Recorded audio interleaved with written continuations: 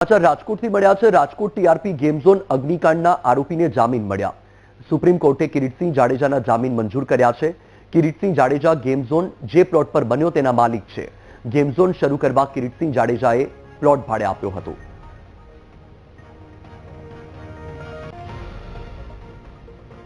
તો આપણે જણાવી દઈએ કે રાજકોટમાં ટીઆરપી ગેમ ઝોન અગ્નિકાંડ સર્જાયો હતો। અનેક લોકો જીવતા ભડથું થઈ ગયા હતા। આ મુદ્દે કાર્યવાહી ચાલી રહી છે।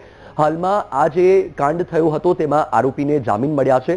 સુપ્રીમ કોર્ટે કિરીટસિંહ જાડેજાના જામીન મંજૂર કર્યા છે। તમારી ટીવી સ્ક્રીન પર તસવીરમાં જે શખ્સને તમે જોઈ રહ્યા છો, નામ છે કિરીટસિંહ જાડેજા। ગેમ ઝોન જે પ્લોટ પર ધમધમી રહ્યો હતો એ પ્લોટના તેઓ માલિક છે। ગેમ ઝોન શરૂ કરવા માટે કિરીટસિંહ જાડેજાએ આ પ્લોટ ભાડે આપ્યો હતો અને આ ગેમ ઝોનમાં અગ્નિકાંડ સર્જાતા કાર્યવાહીના ભાગરૂપે ધરપકડ કરાઈ હતી। હાલ આ મુદ્દે કિરીટસિંહ જાડેજાને જામીન મળ્યા છે।